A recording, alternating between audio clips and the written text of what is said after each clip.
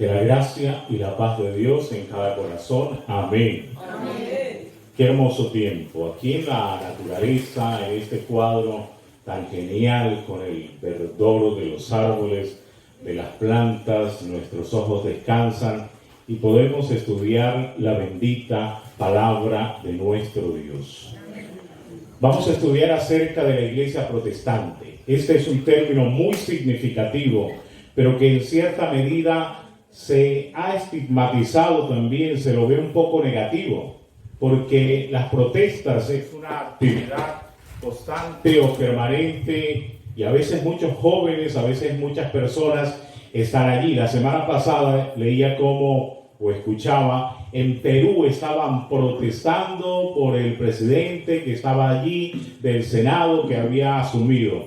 Creo que ustedes escucharon también los que estaban a favor de Donald Trump como los que estaban a favor de Biden. Todos estaban protestando y según ellos querían reclamar sus derechos. Pero aquí tenemos una protesta diferente. Aquí tenemos una protesta donde cada uno de nosotros deberíamos estar. No estamos en estas protestas políticas, no estamos en estas protestas sociales, pero sí una protesta por el error, por el pecado, por la maldad que se presenta en esta generación. ¿Trajeron ustedes sus Biblias? Amén. Bueno, pueden encender también sus dispositivos, sus celulares, para que podamos entonces leer la palabra del Señor. ¿Qué libro estamos estudiando? Apocalipsis. Y hemos avanzado el capítulo 2. Así que vamos a entrar al capítulo 3 de Apocalipsis. Y vamos a comenzar con el versículo 1. Escribe al ángel de la iglesia en Sardis, el que tiene los 7 espíritus de Dios y las 7 estrellas, dice estas cosas. Yo conozco tus obras, que tienes un nombre, que vives y estás muerto. Sé vigilante y confirma el resto de las cosas que están para morir, porque no he hallado tus obras perfectas delante de Dios. Acuérdate pues de lo que has recibido y has oído y guárdalo. Arrepiéntete, que si no velares, vendré a ti como ladrón y no sabrás a qué hora vendré a ti. Tienes unos pocos nombres aún en Sardis que no han ensuciado sus vestiduras y andarán conmigo en vestiduras blancas porque son dignos. El que venciere, este será vestido de vestiduras blancas y no borraré jamás su nombre del libro de la vida. Antes confesaré su nombre delante de mi Padre y delante de los ángeles. Amén.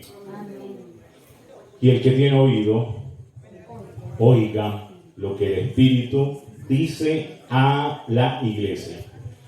Hay frases muy recurrentes, hay frases que se han ido marcando, ¿cierto? Se han ido repitiendo aquí. Y tenemos entonces que el Señor se presenta con una serie de características o de cualidades. Aquí está el Señor con los 7 espíritus, que como dice Isaías capítulo 11, es la plenitud, es la totalidad del Espíritu Santo. El Espíritu Santo va a incidir en esta época de la Reforma Protestante. La palabra de Dios va a producir un revivimiento maravilloso y poderoso. Siempre el Espíritu de Dios produce reformas, produce cambios. La palabra de Dios también lleva a grandes reformas. En el Antiguo Testamento también sucedió de esa manera. En el tiempo de Nehemías, de Esdras, se dio esa gran reforma. Y bien, ahora se le dice en el versículo 2 a esta iglesia, sé vigilante. La historia nos va a corroborar que en 2 ocasiones Sardis fue tomada por sus enemigos porque no fueron vigilantes. La primera ocasión ocurrió con Ciro. Y entonces ellos tenían también, los griegos, los romanos, su forma de las profecías. Entonces, digamos que consultaban en la ciudad de Delfos cuál era el oráculo, y ese oráculo le dijo entonces al rey Creso de Sardis, que era un hombre muy rico, lo que él tocaba prácticamente se convertía en oro, y tenía muchas bendiciones. Y este oráculo, esta falsa profecía le dijo: tú entonces vas a salir a la guerra y un imperio será derrotado. Él creía que era el imperio de enemigo el que iba a ser derrotado, pero resulta que él fue el que fue derrotado. Tuvo que volver a la seguridad de la montaña, a la seguridad de su ciudad. Y cuando uno desciende desde Lebrija, de esa parte superior del aeropuerto, hacia Bucaramanga, podría decir que es una topografía muy similar a lo que era Sardes. En una parte elevada, alta, como los edificios que vemos ahí en Bucaramanga. Ellos tenían sus torres, tenían ahí seguridad, y otros estaban en la parte baja, plana, que es casi como por Girón, en esa parte. Pues bien, entonces este rey se fue a las fortalezas y estaba allá arriba, seguramente creído que nada le iba a pasar, y de hecho era una fortaleza. Se creía entonces que Sardis era inexpugnable, nadie la podría tomar. Pero entonces Ciro, en su estrategia militar, prometió grandes riquezas a algún soldado, algún capitán, a alguno de sus generales que le ayudase a conquistar esa ciudad. En medio de la vigilancia y la observación que hacía el ejército que estaba afuera, no podían ingresar a las torres, a las murallas, pero notaron que entonces en una de esas circunstancias a un soldado se le cayó un casco. Y por en medio de una hendidura, ese soldado bajó, recogió el casco, volvió a subir y llegó otra vez a su sitio de guardia. En esa noche, y por eso es que el versículo también en lo que hemos leído nos dice en la parte final, en estos 6 versículos: vendré como ladrón en la noche. Y entonces en la noche este general tomó unos soldados, un equipo élite de unos 13, 15 soldados, subieron por esa parte, por esa grieta, subieron por esa hendidura. Entonces ellos estaban tranquilos, confiados que nadie los iba a interrumpir en su tranquilidad, en su falsa seguridad, y entonces fueron derrotados por parte de Ciro. Y por eso le dice el Señor a esta iglesia: sé vigilante. ¿Será que eso era solamente para esta iglesia protestante? ¿Será que esto solamente tiene que ver en esta época del pasado? ¿O nosotros también tenemos que ser vigilantes? Ciertamente que tenemos que ser vigilantes. Puede ser una pequeña hendidura. Nosotros podemos decir: no, mis murallas están fortalecidas, mis murallas están siendo guardadas. Pero una pequeña hendidura, ¿qué va a suceder? Nos va a llevar a la derrota, porque el enemigo está vigilando, está observando, para buscar entonces nuestro punto débil y por allí entonces entrar. Creo que ustedes recuerdan lo que dice Cantares: cazadme las zorras pequeñas, porque son las que van a dañar los viñedos, y tenemos que estar entonces allí vigilantes. Yo conozco tus obras, sin embargo, aquí en Apocalipsis 3 leemos: yo conozco tus obras, que tienes nombre de que vives, pero ¿cómo están? Muerto. Entonces tenía el nombre, tenía esa designación de vida. Esta iglesia va a ser una iglesia floreciente, va a ser una iglesia rozagante de salud, de potencia espiritual, de gran renovamiento. Pero miren que en definitiva dice el Señor: esta iglesia está muerta. Y entonces vamos a hablar de esas iglesias muertas.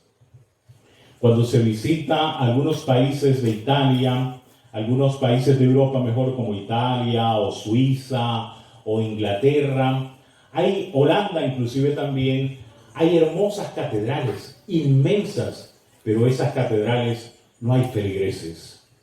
Esas catedrales se han convertido en iglesias muertas y son de la época de la Reforma, son del tiempo de la Reforma protestante. No se reúnen feligreses, solamente desfilan por allí turistas. Se han convertido en museos. Y qué tristeza, donde estaban atestadas y llenas, escuchando, por ejemplo, en esta que vemos en pantalla, a Calvino, a este gran reformador en Ginebra, Suiza, pero ahora solo es un museo. Iglesias muertas. Que Dios tenga misericordia de cada uno de nosotros para que nuestras iglesias no sean muertas, para que nuestras iglesias sean vivas, sean vibrantes y glorifiquen a nuestro Padre que está en los cielos.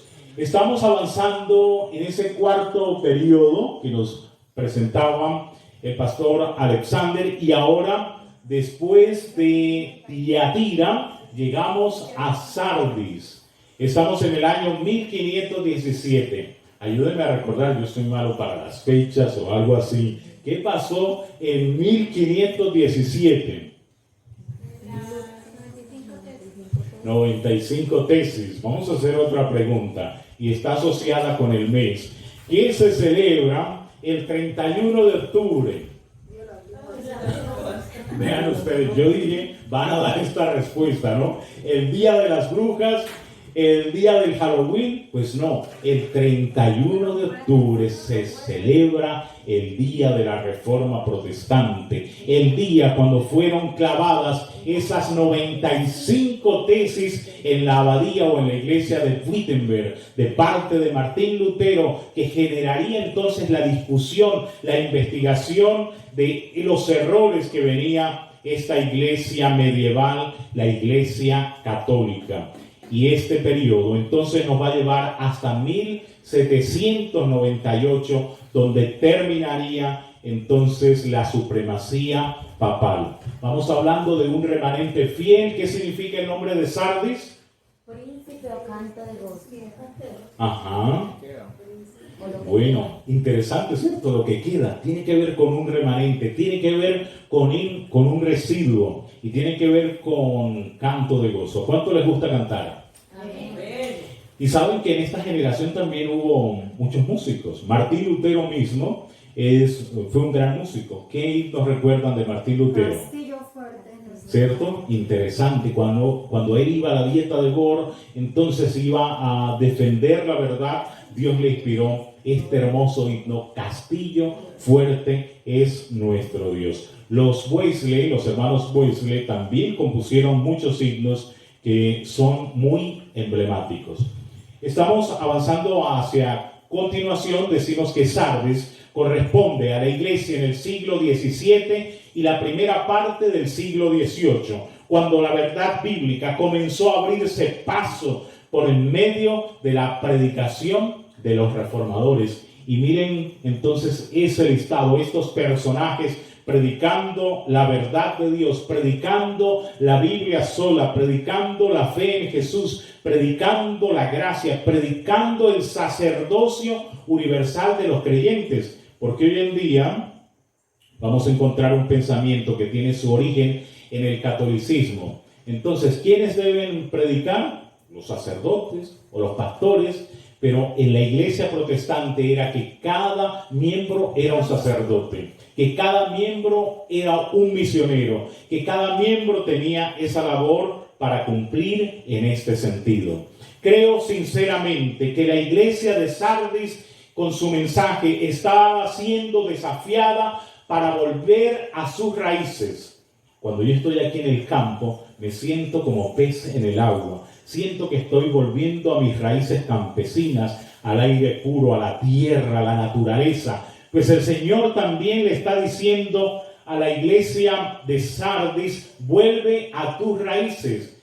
Vuelve, de hecho, está comparándose a la iglesia de Éfeso. Miren, así como le dijo a Éfeso que el que tiene las 7 estrellas, hablando de la descripción de Cristo, a Sardis también se le dice el que tiene las 7 estrellas. Dios quería que volviesen a ese primer amor. A Éfeso se le dice: tienes algo, tienes esto, tú aborreces algo pecaminoso. También Sardis tiene unas pocas personas en Sardis que no han manchado sus vestiduras. También se le dice: ustedes van a recibir la promesa de la vida. Al que venciere, se le dice a Éfeso, le daré a comer ¿de qué? Del árbol de la vida. Y a Sardis se le promete: y no borraré su nombre del libro de la vida. Sea el árbol o sea el libro, todos estaban proporcionando la vida, su perpetuidad y su existencia. También Éfeso, igual manera Sardis, iban a compartir el banquete celestial. Se le dice: el que venciere le daré a comer. Ya decíamos que era lo que iban a comer, el árbol de la vida. Y a Sardis se le dice: el que venciere será vestido ¿de qué? De vestiduras blancas. Pero ustedes me dirán, pero a ver un momentico, comparten el banquete celestial. Éfeso va a comer del árbol de la vida. ¿Qué tienen que ver las vestiduras con un banquete celestial? Entonces a ese banquete no solamente se iba a comer, sino que se requería que fuese con una vestimenta única y especial, y el Señor está dando precisamente esas bendiciones y esas cualidades. Esta es la iglesia de la protesta. Por último, los soberanos papistas pusieron tregua a sus disputas para hacer causa común contra los reformadores. Vamos a negociar. En 1526, la Dieta de Spira había concedido a cada estado plena libertad de asuntos religiosos hasta tanto que se reuniese un concilio general. Pero en cuanto desaparecieron los peligros que imponía esta concepción, el emperador convocó entonces a una segunda dieta en Spira. Y eso era entonces para el año 1529. Para esa fecha tenían el propósito de aplastar la herejía. Quería inducir a los príncipes en lo posible, por medios pacíficos, a que se declararan contra la reforma. En esa época vamos a tener entonces que los príncipes de Alemania, los príncipes protestantes, aún los líderes, los dirigentes políticos, irían a defender esa verdad. O sea que la reforma protestante también va a incidir en ese liderazgo. Pero también este emperador Carlos estaba dispuesto a echar mano de la espada. Si no puedo negociar con ellos a la fuerza, pero los vamos a derrotar. Voy a ganarles a como de lugar. Cuando los príncipes se congregaron en la Dieta de Spira en 1529, parecía que la esperanza del mundo iba a ser aplastada. Creo que la vida se iba a acabar, porque la esperanza de esta iglesia entonces sería que iba a estar muerta. A esta asamblea fue presentado el decreto del emperador que restringía la libertad religiosa y prohibía toda diseminación ulterior de las doctrinas reformadas. Solo lo que el emperador dijese, solo lo que esta autoridad estaba enmarcando. Los que habían aceptado la fe reformada se reunieron y la decisión unánime fue: rechacemos el decreto. En asuntos de conciencia la mayoría no tiene poder. Ahí está la protesta. No se conformaron a mandamientos de autoridades, no lo que digan los hombres, sino lo que dice el Señor. Estos reformadores, cuya protesta originó el nombre de protestantes, sentían que Dios los había llamado a dar el evangelio al mundo, y al hacerlo estaban listos para sacrificar sus posiciones, su libertad y su vida. ¿Estamos nosotros dispuestos a esto? ¿Estamos nosotros dispuestos a protestar o nos conformamos? ¿No? Se cuenta la historia de una ranita que entró estaba así en el campo, y entonces estaban cocinando una agüita y comenzó ese perol a calentar el agüita. Y pues entró la ranita inicialmente, el agua estaba fresca, el fuego estaba prendido, ya comenzó a calentarse y dijo: bueno, está interesante, como que estaba en una piscina con calefacción, estaba muy feliz, y ella seguía, el fuego, la temperatura seguía subiendo, pero ella seguía agradable en medio de esa circunstancia. Por último, la historia es un poco trágica, porque termina que se cocinó la ranita. Pero ¿qué pasó con esta ranita? Se conformó, se adaptó a esa temperatura, se adaptó a ese medio, le parecía de mil maravillas, le parecía agradable. Y si nosotros nos conformamos a este mundo, nos dice Romanos 12, da el desafío: no os conforméis a este mundo, sino que marquemos la diferencia. Por eso hay que protestar. no al conformismo, sí al protestantismo. Viene el triunfo de la Reforma. Veíanse a personas de todas las clases sociales defender con la Biblia en la mano las doctrinas de la Reforma. Entonces, ¿era solamente los pobres? ¿Era solamente los campesinos? Todas las clases sociales, todas las clases ilustradas estaban defendiendo el Evangelio. Los papistas que habían abandonado el estudio de las Sagradas Escrituras, a los sacerdotes y a los monjes, les pidieron que viniesen en su auxilio a refutar las nuevas enseñanzas, empero ignorantes de las Escrituras y el poder de Dios. Monjes y sacerdotes fueron completamente derrotados por aquellos a quienes habían llamado herejes e indoctos. Igual que en la época de Jesús. ¿Quiénes son esos? Los discípulos. ¿No son pescadores? ¿No son del vulgo? Pues bien, la verdad estaba triunfando con ellos, con estos indoctos, con estos separatistas, con estos herejes que eran nada más merecedores de la hoguera.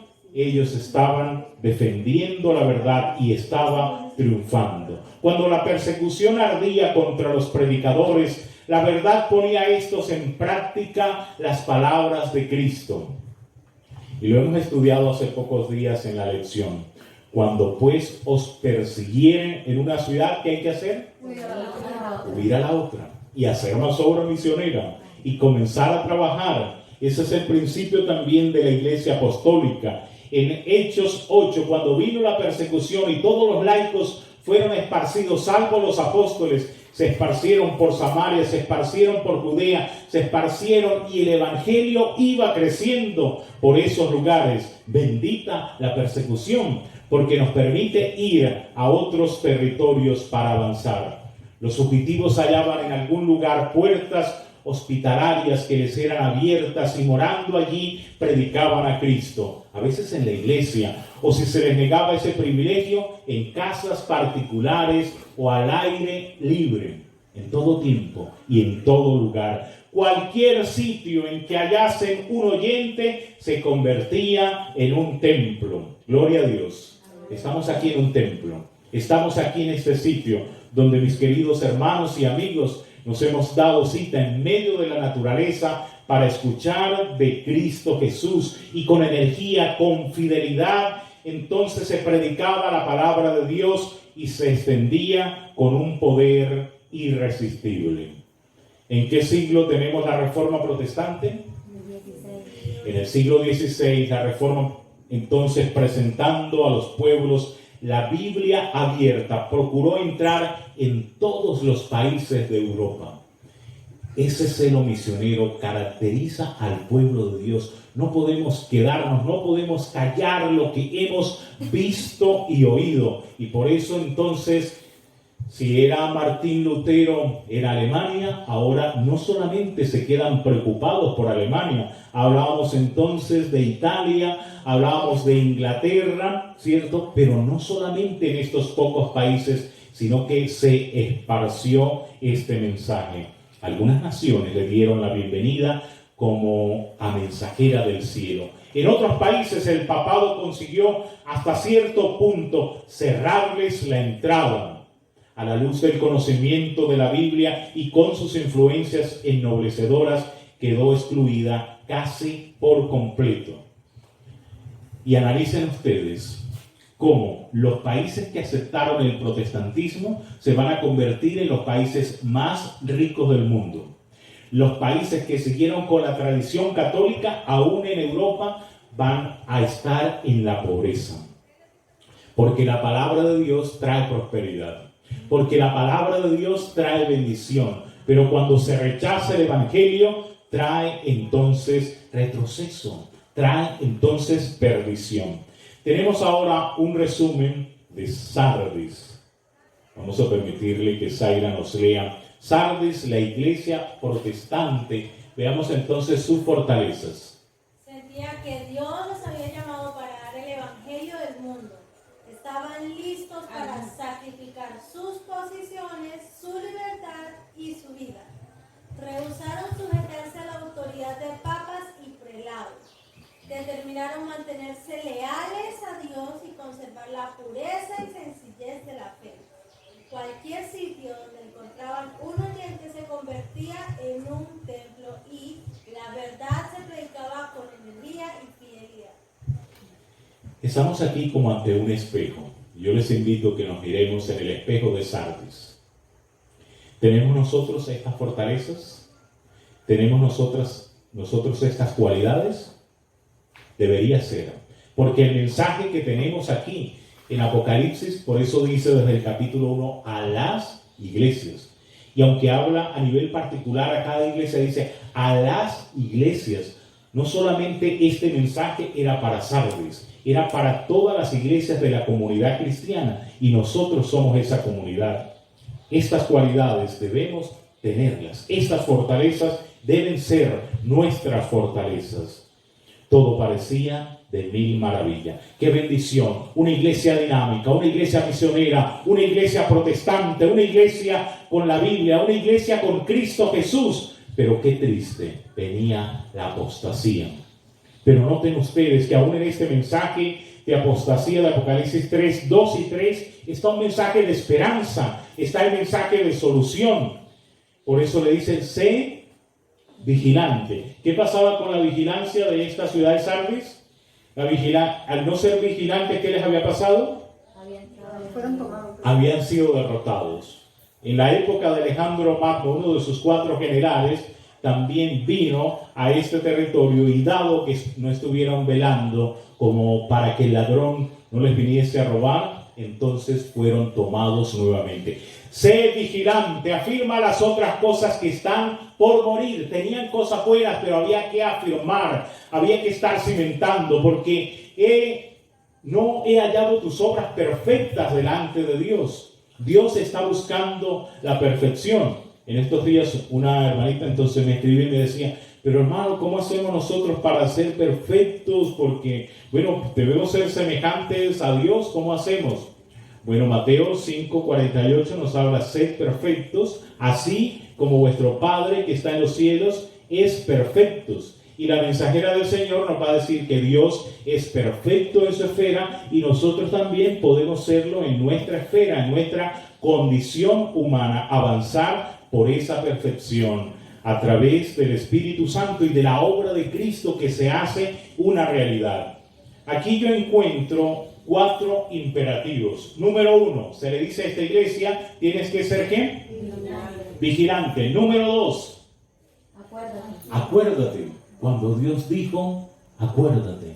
A los jóvenes le dice, acuérdate, Isaac, acuérdate de tu Creador en los días de tu juventud, antes que vengan los días malos.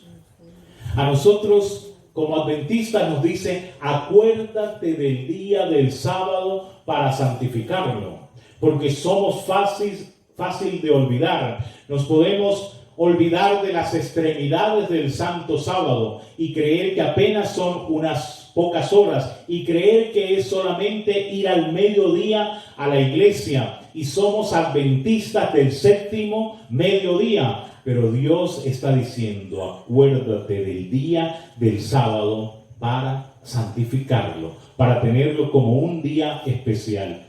Vigilante, acuérdate. Tercer imperativo, guárdalo. La verdad de Dios no es para tenerla ahí de una forma superficial, es para atesorarla, es para guardarla en lo más profundo de nuestro corazón.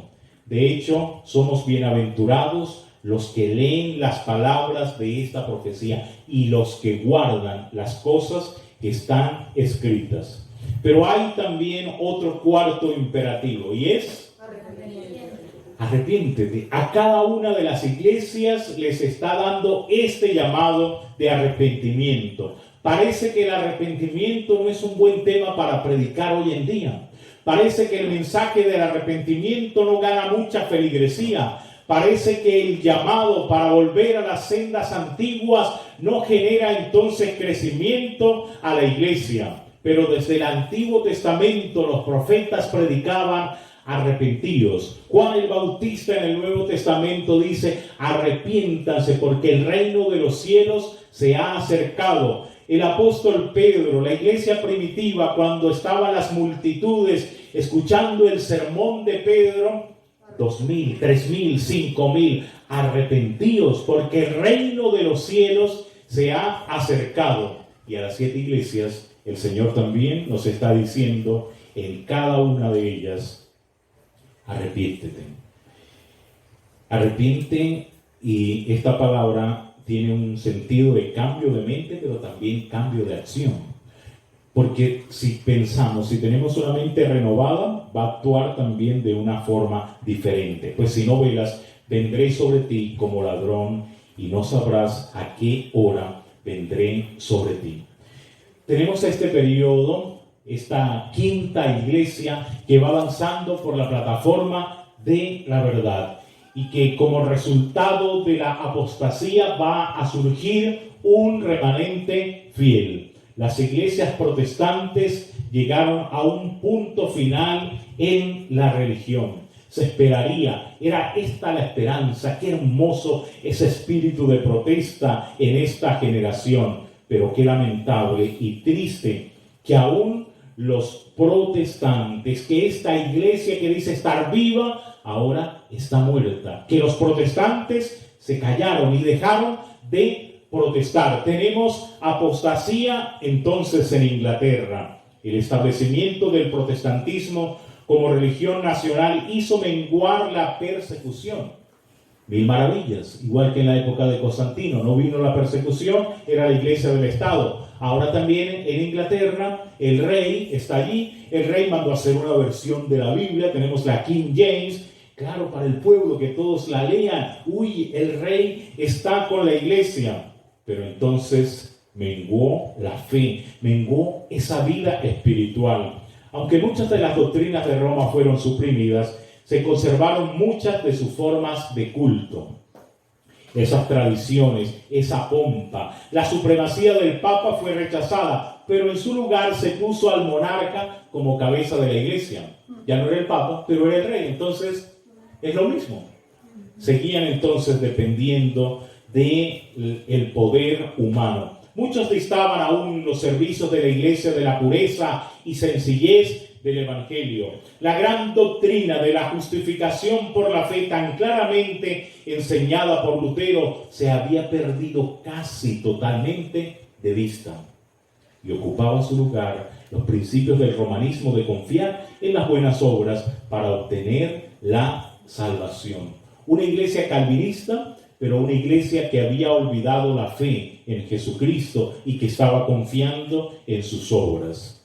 No quisieron avanzar en la luz. Por mi parte, no puedo deplorarlo bastante, la triste condición de las iglesias reformadas que han llegado a un punto final en religión y no quieren ir más allá de lo que fueron los promotores de su reforma. Por eso decíamos que las iglesias calvinistas entonces se convirtieron en iglesias muertas, en monumentos, en museos. Las iglesias luteranas también. Las iglesias de los valdenses pues también han perdido esa identidad. Yo creo que si Calvinos resucitase y viese la esencia de los calvinistas, la trayectoria de las iglesias que emergieron de esta doctrina, ¿qué pasaría, hermana Aide?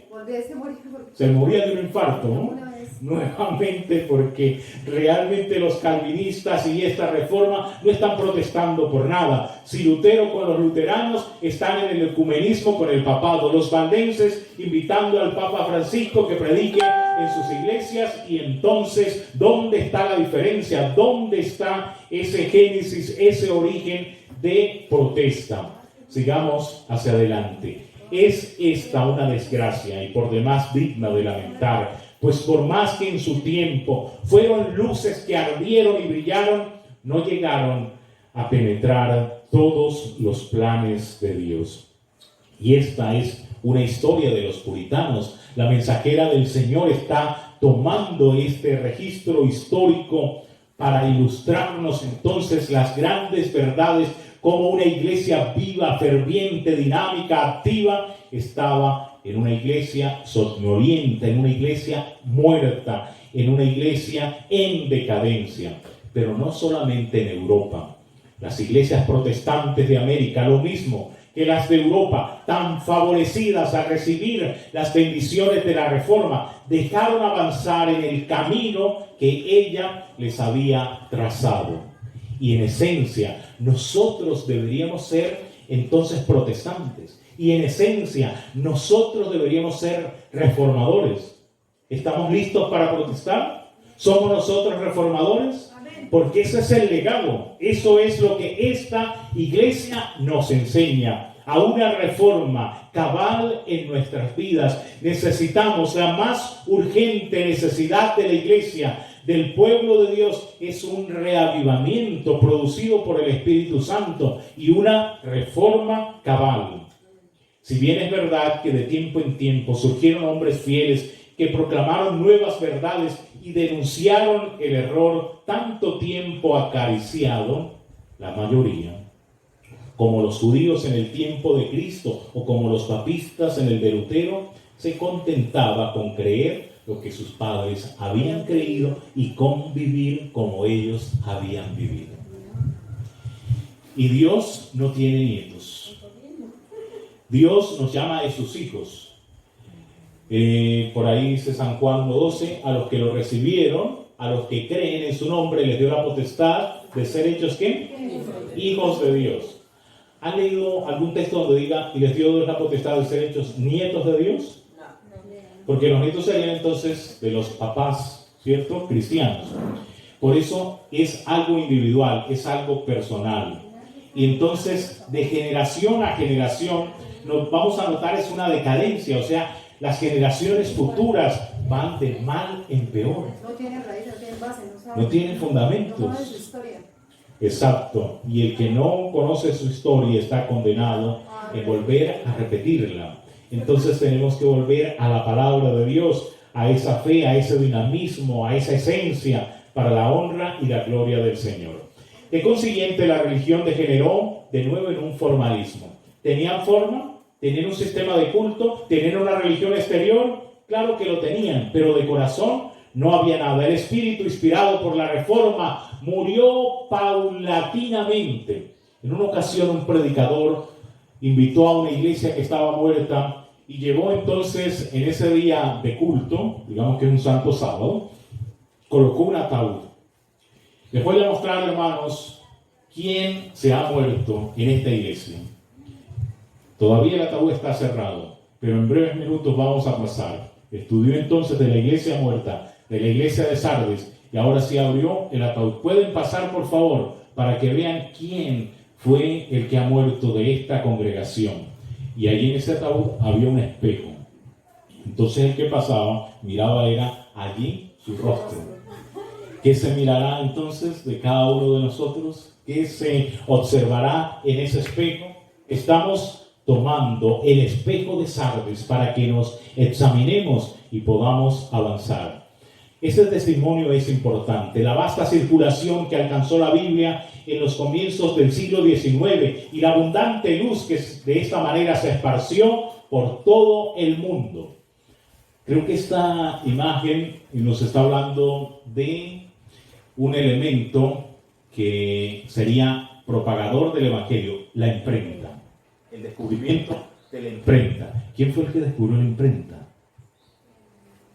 ¿Dónde se descubrió la imprenta? Gutenberg, ¿cierto? Gutenberg, ese es. Entonces Juan Gutenberg descubrió la imprenta. ¿Y cuál fue el primer libro que se publicó a través de la imprenta? La Biblia. Exactamente, fue el primer libro en ser publicado. ¿Y cuál es el libro que más es publicado en la actualidad?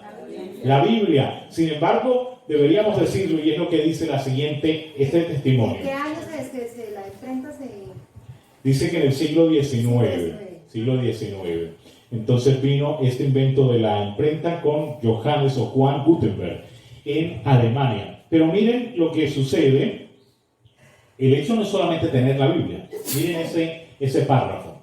Satanás no pudo, como en las edades pasadas, quitarle al pueblo de Dios la palabra, esta palabra de Dios, que había sido puesta al alcance de todos. Pero, mucho cuidado, Cualquier parecido con la realidad es mera coincidencia, pero para poder alcanzar su objetivo indujo a muchos a tenerla en poca estima. ¿Hay Biblias en los hogares de los colombianos? ¿Hay Biblias en los hogares de los latinoamericanos o del mundo?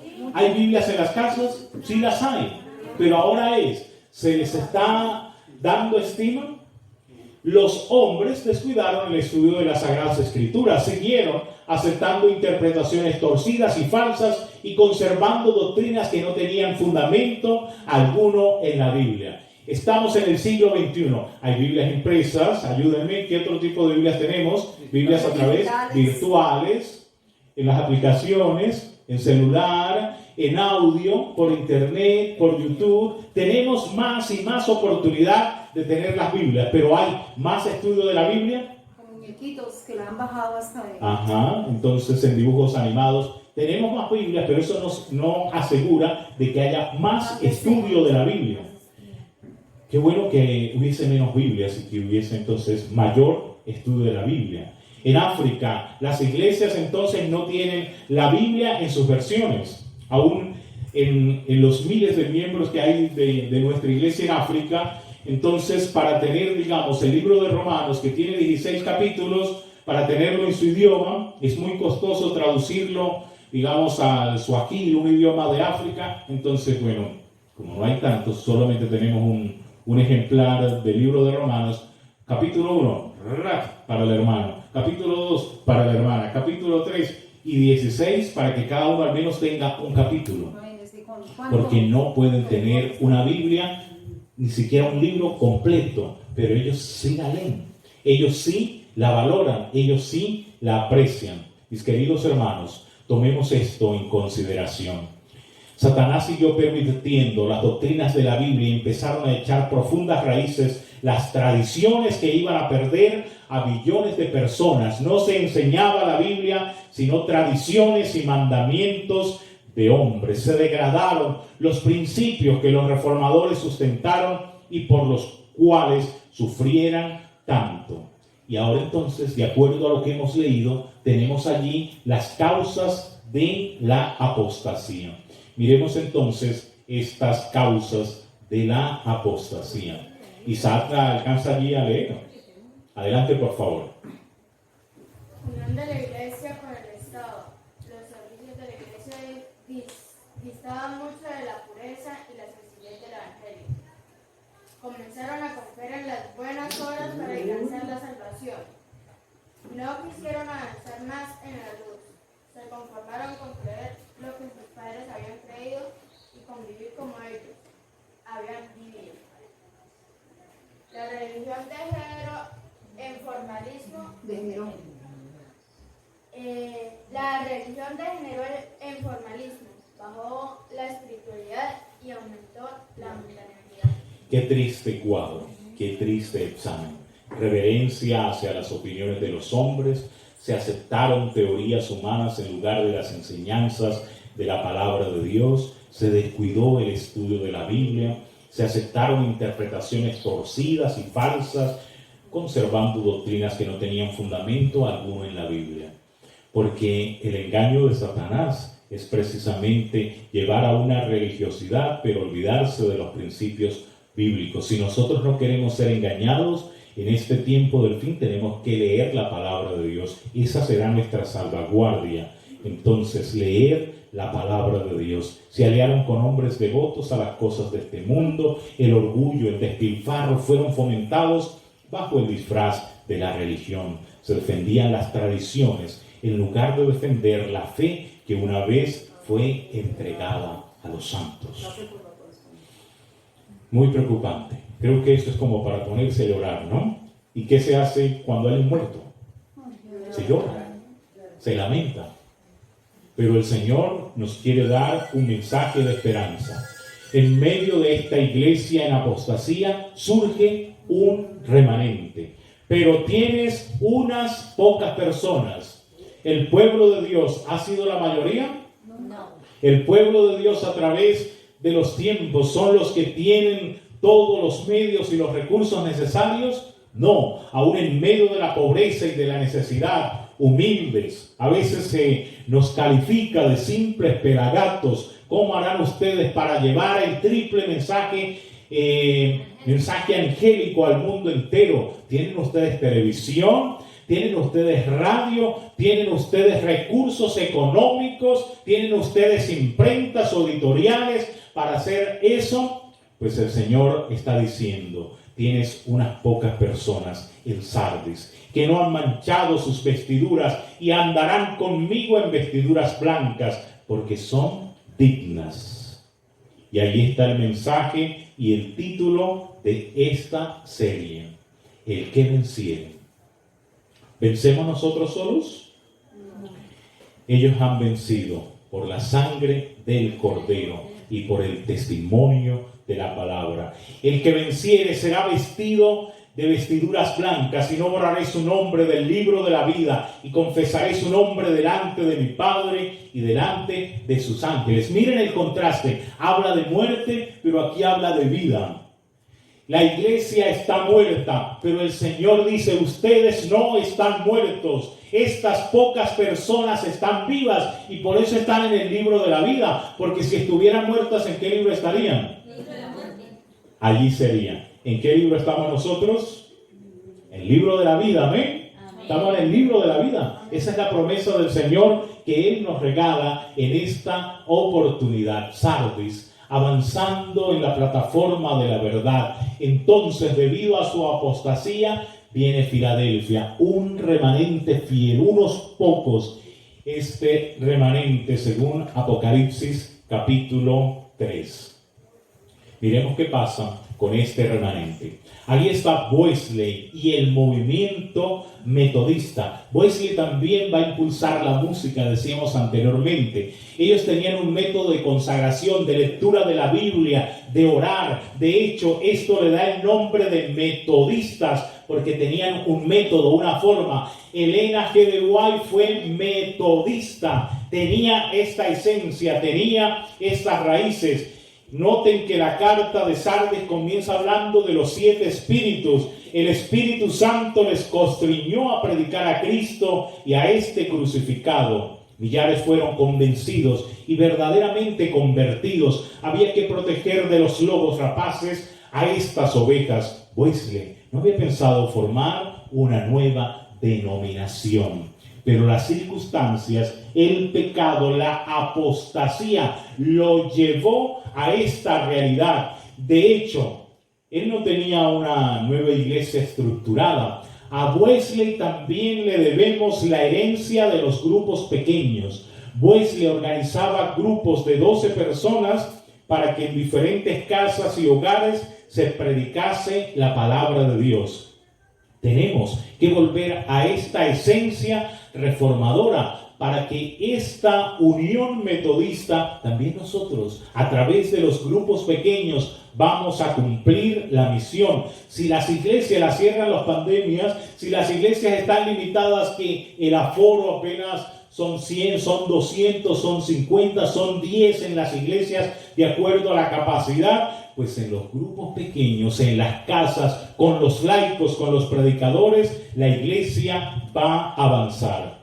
Misteriosa y ruda fue la oposición que estos predicadores encontraron por parte de la iglesia establecida. La reforma se inició dentro de la misma iglesia. Algunos de los clérigos despertaron de su sopor y se convirtieron en predicadores activos de sus parroquias. Entonces se generó este movimiento wesleyano. Iglesias que habían sido petrificadas, ¿sí?, como una roca por el formalismo, fueron de pronto devueltas a la vida. Esto es reavivamiento. Fue un gran reavivamiento. En los tiempos de Wesley, como en todas las épocas de la historia de la iglesia, hubo hombres dotados de diferentes dones que hicieron cada uno la obra que les fue señalada. Y creo que en la medida en que dependamos del Espíritu Santo, que es el que da los dones, y creo que solamente en la medida en que aprovechemos las gotas de la lluvia tardía, vamos a experimentar un reavivamiento semejante. Algunas personas podrían decir: no, pues cuando venga la lluvia tardía, entonces ya vamos a salir a predicar y hasta en otros idiomas.